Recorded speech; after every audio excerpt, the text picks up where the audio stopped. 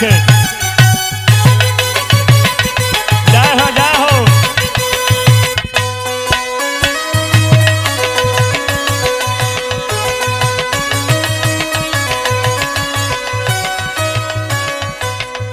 ए देवर जी अरे का हो भौजी? देखी ना आज सुबह से हमार बहुत मन फीका भइल बा। तनी जाई ना मार्केट से कुछ लेके आई थी खाती। अरे भौजी कोनो बात बा का हो? अरे नहीं नहीं ऐसा कोनो बात नहीं खे। सुनी बतावा तानी। अरे भौजी सुनाओ। भइल महनावा हमार बाटे फीका देवरू। भइल महनावा हमार बाटे फीका देवरू। चल के मार्केट में खिया द कुछ तीखा देवरू।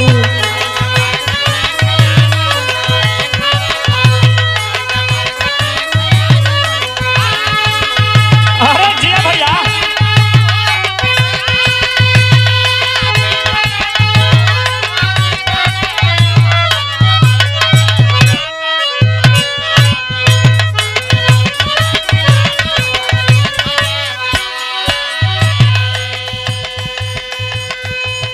ए भौजी बोली एक हमार तू बात सुन। सुनाई। जवन कबो तवन खियाई बा के हमार बात बा पहले सुन। कौन बात बाजी बताई तो। जवन कबो खियाई बात माना भौजी। जवन कबो खियाई बात माना भौजी। बाकी हमरो दर्द दुख जाना भौजी।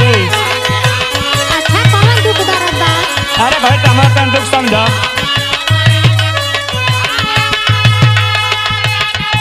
अरे जिया भैया।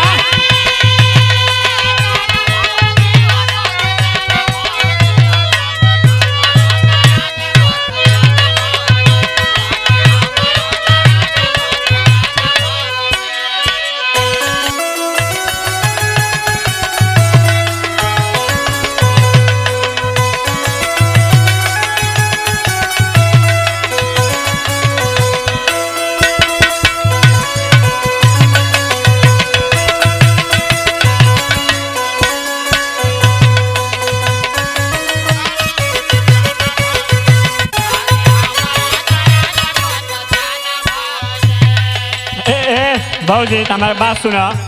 बोली भौजी हमारे पास एगो आप काम तू करा दे तू हमारे को। सुना बताओ तनी। तोहरे बहनिया से करी भौजी प्यार हो।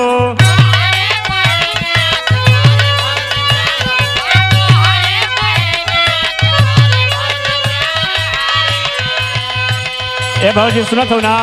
हाँ हाँ सब सुना तानी। बस मोर भौजी इतना हमारा काम करा तू ना तो तोर जीवन में हम नाम जपते। अरे तोहरी बहनिया से करी भौजी प्यार हो।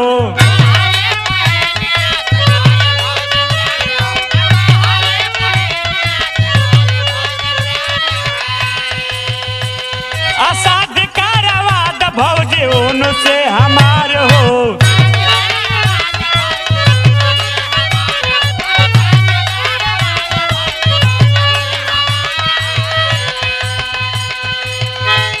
अरे तोहरी बहनिया से करी भौजी प्यार हो।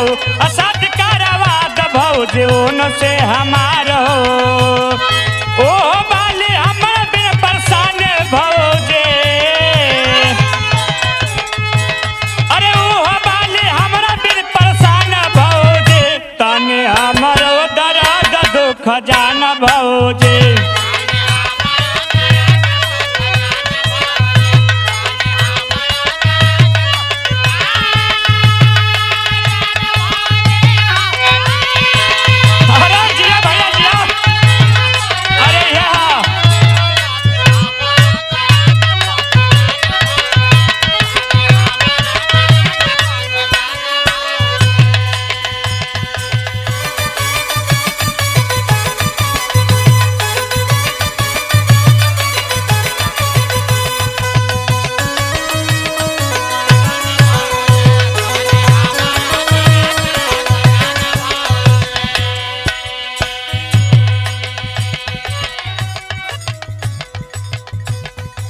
अच्छा चलिए वो सब तो ठीक बा, पहले हमार मन के इच्छा सुनी ओकरी सुनाओ। बात कुछ कहो। सुनाव। पूरा कर पहले हमारे मनवा के इच्छा। अरे भौजी मनवा की इच्छा पूरा करब हो, तो है हमारे को भौजी बालू।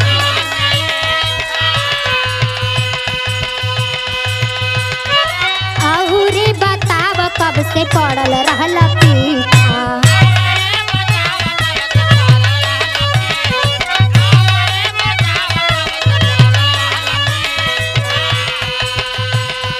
सुन ले ध्यान से।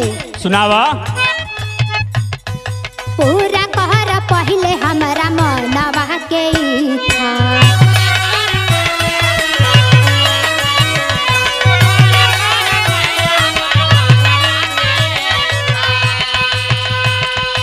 अउरी बताव कब से पड़ल रहल पीछा।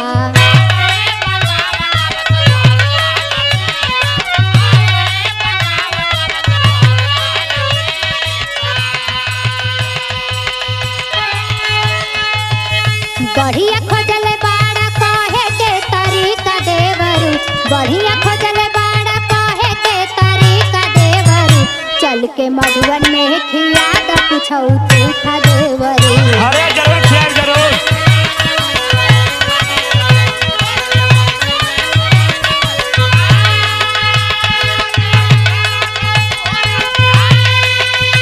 अरे जिया भैया जिया।